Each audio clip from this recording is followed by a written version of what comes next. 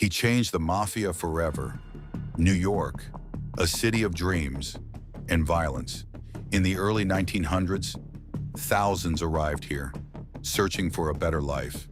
Among them, a young boy from Sicily. His name was Salvatore Lucania. The world would later know him as Lucky Luciano. But at the beginning, there was nothing lucky about him.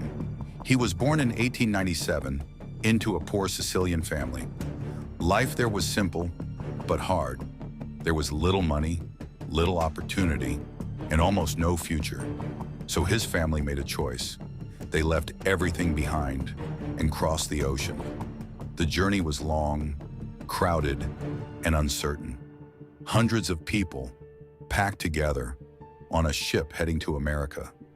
They carried hope and fear.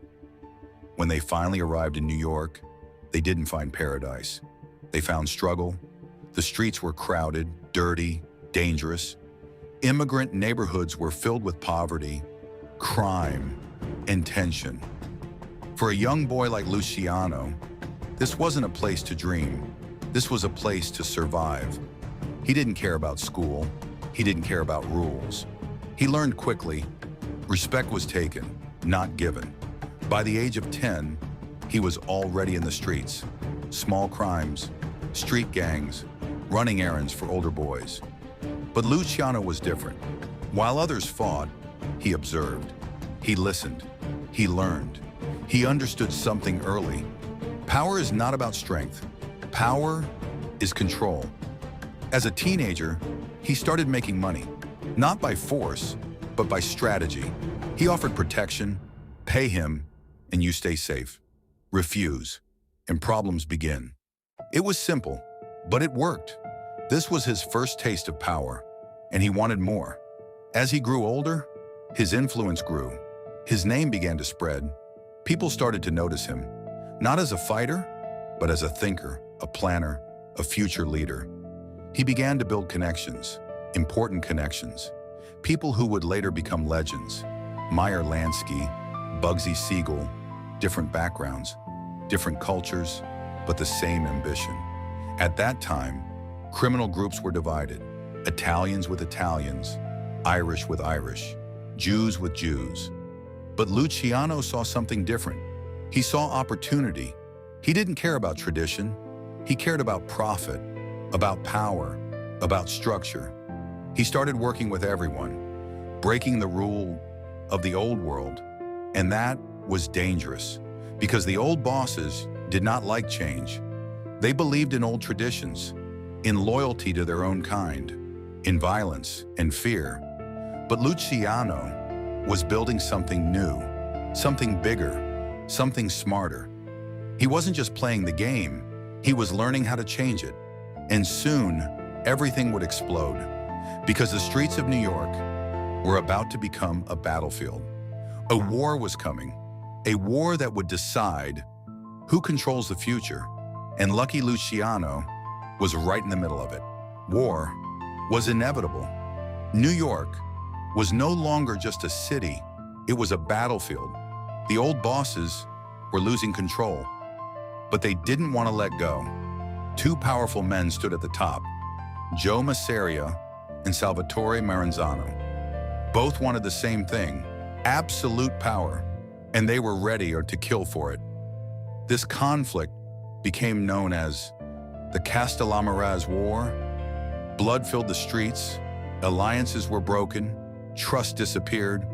Every day someone new was killed, and in the middle of it all stood Lucky Luciano. He was not the strongest, he was not the loudest, but he was the smartest. While others rushed into violence, Luciano stayed calm. He watched both sides. He studied their moves. He understood something critical. This war had no future. If it continued, everyone would lose. The old bosses were fighting like it was the past, but Luciano was thinking about the future. He didn't want chaos. He wanted order, control, a system. But first, he had to survive. Luciano worked for Masseria, but he didn't fully trust him. He knew something had to change. And then everything did. One night, Luciano was kidnapped. beaten, tortured, left for dead. His face was cut, his body broken. But somehow, he survived. From that moment, everything changed. He understood the truth. Loyalty meant nothing. In this world, you either act or you die.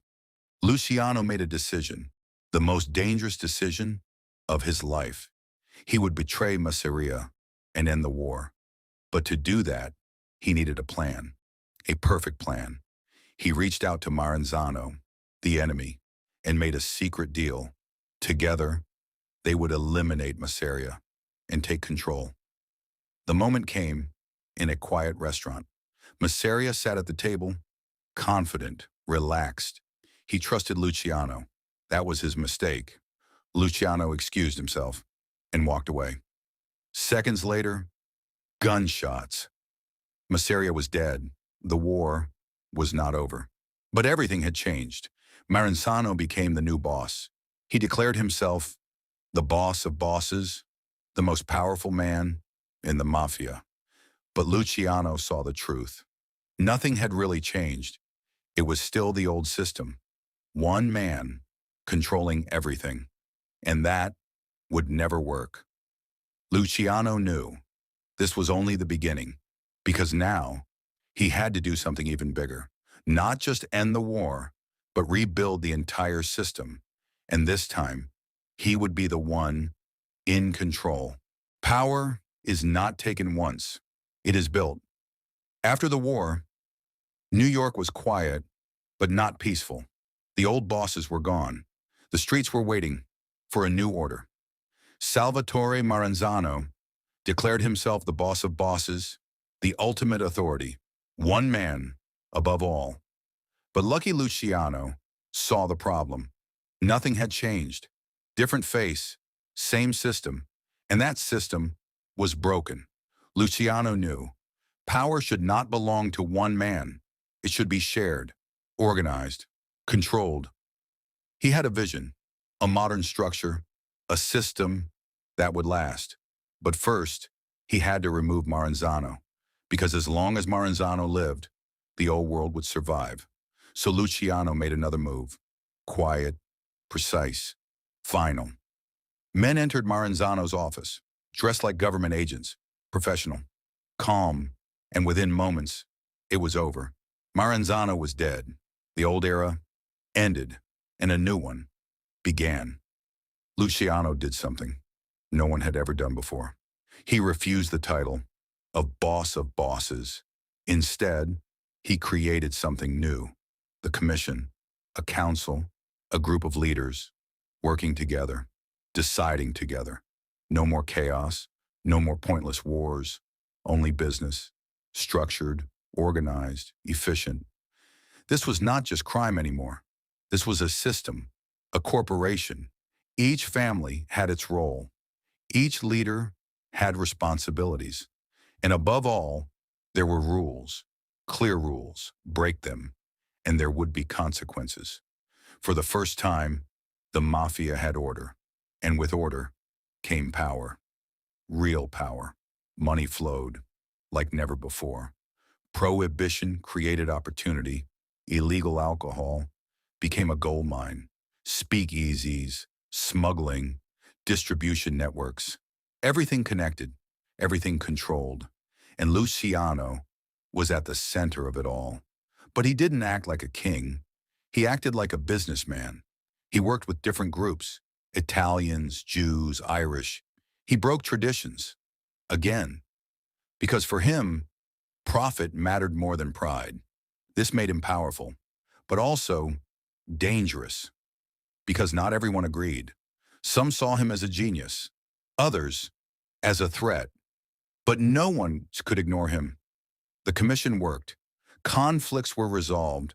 Decisions were made. The streets became calmer, but the empire grew stronger, invisible, but everywhere. Luciano had achieved what no one else could. He turned crime into an organization, a machine, a system that could survive, even without him. But success always attracts attention, and the bigger the empire, the bigger the target. Because somewhere, outside the shadows, someone was watching, waiting, preparing, and soon everything would change again. Power always comes with a cost. By the mid-1930s, Lucky Luciano was at the top. His system worked, the streets were controlled, the money was endless, and the commission kept everything in order. But success does not stay hidden forever. Because outside the shadows, the law was watching. A man named Thomas Dewey began to build a case.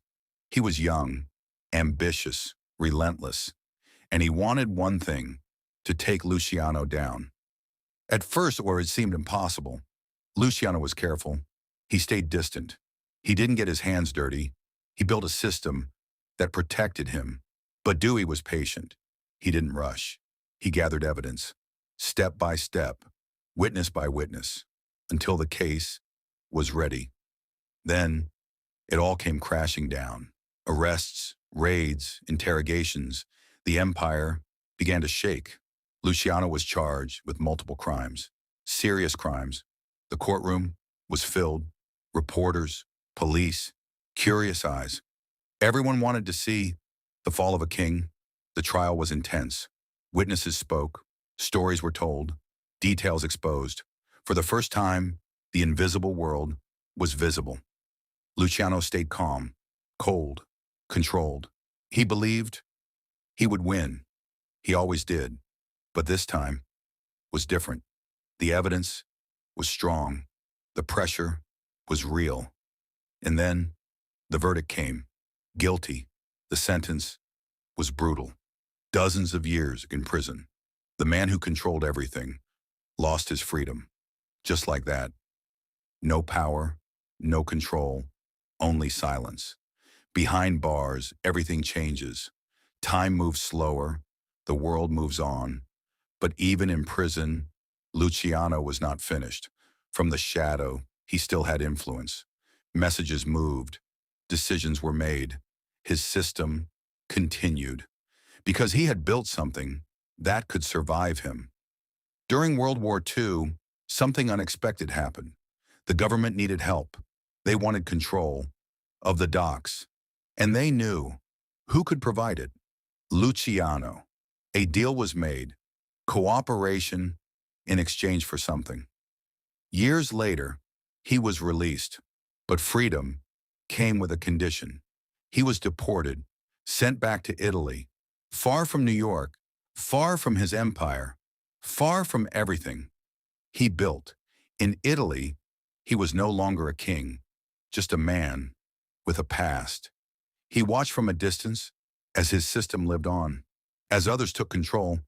As the world changed, years passed, quietly, until one day, it ended. A heart attack. Just like that. Lucky Luciano was gone, but his story did not end there. Because what he created never disappeared. The system remained. The structure survived.